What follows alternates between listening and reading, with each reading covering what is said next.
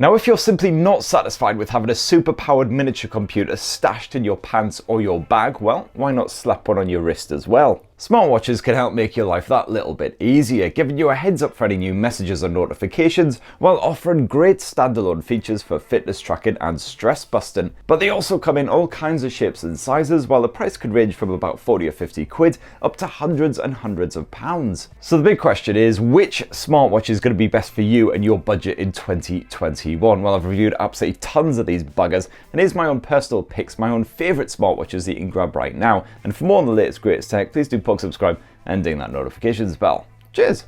So one of my favourite premium wrist rockets in 2021 is still Samsung's Galaxy Watch 3, which combines the best elements of the original Galaxy Watch and that Galaxy Watch Active 2 into a single device. You got a choice of 41 or 45mm sizes, and both look proper gorgeous, with dual buttons and full water resistance. That slick rotating bezel is ideal for gliding through Tizen OS menus and the many apps, which are as colourful and well designed as always. You got quite a lot packed on there to begin with, including some serious fitness tracking smarts. Like all premium smartwatches, the Galaxy Watch 3 can monitor your heart rate and your blood oxygen levels and loads of other stats. Now, pretty much every other feature you can think of is also crammed in there, from eSIM support to a mic and speaker for taking calls or also chatting with the Bixby assistant. Of course, even with Samsung's current offer of 50 bob off that asking price, the Galaxy Watch 3 will still cost you a rather whopping 300 quid. That's seriously starting to cut into the lockdown booze fund. And of course, one of the biggest rivals to Samsung's smartwatch is the Apple Watch Series 6, which launched at almost the same time. And if you want this square slab sat on your arm, you'll definitely once again need pretty deep pockets. So the Apple Watch Series 6 starts from an eye-watering 380 quid, and that's just for the bog standard aluminium version. If you want the more premium materials like the stainless steel, that price sharply rises. And if you want to go for the Billy Big Bollocks titanium model, well, that's basically double the price. However, speaking as someone who dislikes almost every device that Apple unleashes on the world these days, I'm definitely still a fan of this slick little wearable. Sure, it's not really evolved much at all over the years, and some rivals are fast catching up, but that watchOS experience is still smooth and seriously satisfying, using a combination of responsive touchscreen and swizzly dial thing to zip through the menus and apps. You got full Siri smarts via the speaker and mic, all of the usual fitness tracking shenanigans, and the benefit of an always-on altimeter and the new ECG app, which along with the blood oxygen monitoring can help to possibly diagnose any issues with the old ticker. And you got dozens of watch faces to choose from, and finally a proper always-on display now as well. And like Samsung's Galaxy Watch, you've also got built-in NFC for your contactless payments, which is particularly good in a COVID overrun world. Plus, if you want to expand the Apple Watch's horizons, you can download a large range of new apps from the well-stocked online store. In fact, pretty much the only bad thing about the Apple Watch Series 6, beyond the extortionate asking price of course, is the frankly pitiful battery life. You'll be charging this thing up every single night or during the day, unless you basically want an expensive paperweight strapped to your arm. If you still really fancy yourself a bit of Apple Watch action though, and you can't quite stretch up to that near £400 asking price, well, there's always the option of the Apple Watch SE, which launched at the same times, and here in the UK that'll cost you just £269.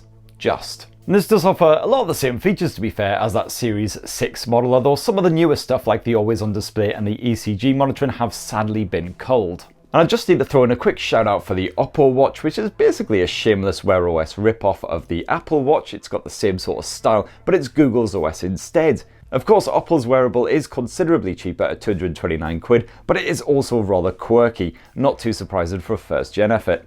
Check out my review if you're intrigued. And speaking of Wear OS, another smartwatch that was launched last year but that I still really enjoy using in 2021 is the TicWatch Pro 3, sometimes known as the TicWatch Pro 3 GPS, which boasts one massive advantage over that Apple Watch and the Samsung Galaxy Watch, and that is the far superior battery life. That funky dual display design means that quick time checks can be done just using the lower powered LCD, while the bright, crisp and colourful OLED panel is used for checking notifications and playing with apps. The result is 3 to 4 days of full use per charge rather than just 1 or 2 like most other smartwatches. And as you'd kind of hope with that Pro word shoved into the title of this thing, the TicWatch Pro 3 does sport some very premium features just like the Galaxy Watch and the Apple Watch. Got all the usual stuff like built-in GPS, 24-hour heart rate monitoring, temperature and blood oxygen smart, and you got the built-in mic and speaker to take calls via your phone as well as interact with the Google Assistant. You can also download a growing selection of apps from the Google Play Store to expand the functionality. And performance is nice and smooth after the most recent updates, thanks largely to the fresh Snapdragon Wear 4100 chipset that's packed inside. Now the TicWatch Pro 3 might not be quite as sexy as some rivals, sure, but that stainless steel bezel and the leather band gives it a smart finish, and this bad boy costs under 300 quid here in Blighty. Now half a week of battery life for a Wear OS smartwatch is definitely very commendable indeed, but if you're still deeply unimpressed, then maybe try checking out the Huawei Watch GT2 Pro instead. This gorgeous 46mm timepiece boasts a super tough but impressively lightweight titanium finish, and like other Huawei watches it delivers up to 2 full weeks of use on a single charge. And even if you turn on all of the features including the always on display, you will comfortably make it through a week. Good news for fitness fans as well, as this Pro model adds skiing, snowboarding and golfing to the ever-expanding list of supported exercises. And if for whatever crazy horrendous reason you find yourself lost in the woods with zero signal, no worries, the handy route retracing feature will help get you back to civilization in a jiffy before you end up adopted by a family of friendly wolves. However, the Huawei Watch GT2 Pro does not offer a built-in assistant or an online app store, so you can't expand the features by downloading new software.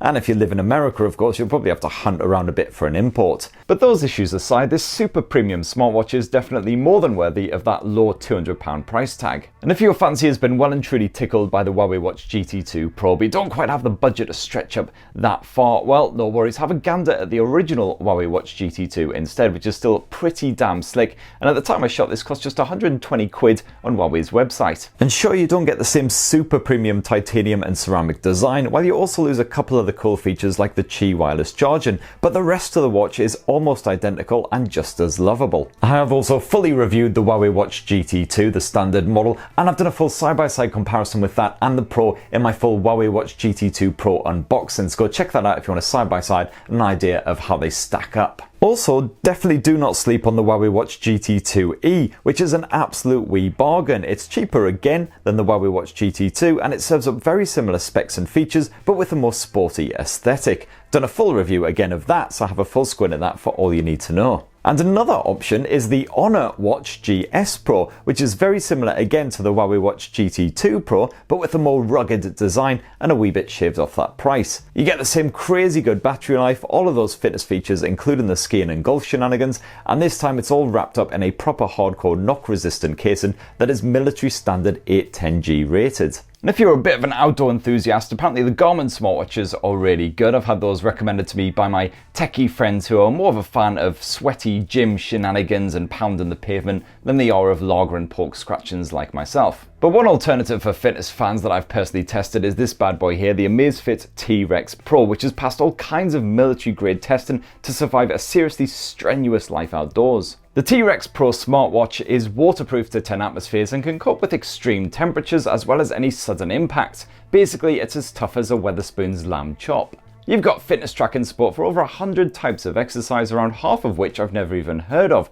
Plus you've got full GPS support and all the usual heart rate and SpO2 sensor shenanigans. It's pretty damn solid for 139 quid, even if the notification support is rather basic, and I got closer to 5 days of battery life rather than the advertised 18 days, albeit with features like the always on display and 24-hour heart rate tracking switched on. And Amazfit has certainly been rather prolific in 2021. It's already spaffed out a few other budget-friendly smartwatches, including my own personal favourite, the Amazfit Watch GTR 2E. This unfortunately loses the ability to store music for offline listening, which is a feature found on the original GTR 2, but the £119 asking price cannot be sniffed at, considering you get a highly customizable device with a gorgeous OLED screen and flexible fitness tracking just like the T-Rex Pro, this time with superior battery life and all wrapped up in a sleek looking aluminium frame. If you've got super skinny wrists like me, you might be more tempted though by the Amazfit Watch GTS 2E, which sports very similar specs but in a more compact form factor.